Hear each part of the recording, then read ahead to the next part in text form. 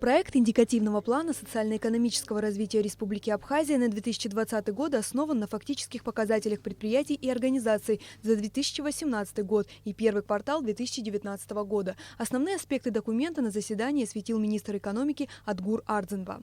Производство товаров, работ и услуг на 2020 год спрогнозирован в объеме 86,8 миллиардов рублей. В том числе в сельском хозяйстве 8,9 миллиардов рублей. Внешнеторговый оборот составит, по нашим прогнозам, 26,3 миллиарда рублей.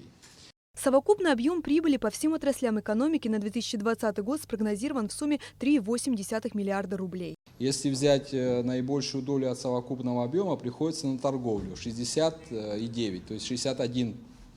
Промышленность занимает 11,9%, а курорты и туризм 5,5%. Вот. Соответственно, наибольшая доля от совокупной прибыли по всем отраслям экономики приходится тоже на торговлю 31,4%. На втором месте промышленность 36%, ну и связь на третьем месте 16,9%. Прогнозируемый объем промышленного производства в 2020 году составит 5,9, ну практически 6 миллиардов рублей, что на 0,5% больше запланированных показателей на текущий год или почти на 1,5% больше фактических объемов 2018 года.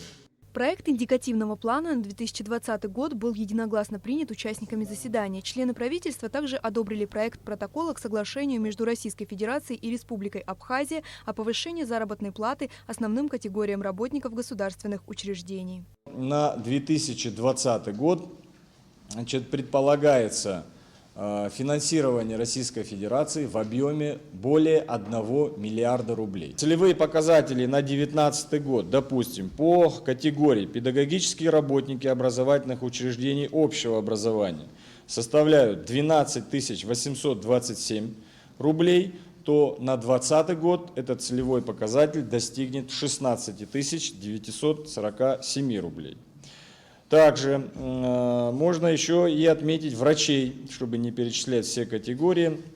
Если у нас на 2019 год запланирована сумма средней месячной заработной платы по категории врачей в размере 18 135 рублей, то в 2020 году мы доведем это значение до суммы 23 486 рублей. Члены правительства уделили внимание и вопросу внешнеполитических задач республики. Так был утвержден план финансово-материального обеспечения деятельности государственных органов и должностных лиц с целью организации и представления интересов Абхазии на площадке международных женевских дискуссий по безопасности и стабильности на Южном Кавказе. На заседании Кабмина также было одобрено положение о военно-врачебной комиссии и установлена предельная численность работников Государственного комитета по управлению госимуществом и приватизации. Амелия Бисмарк, Степан Мартиросян, Томас Чиковани, Абхазское телевидение.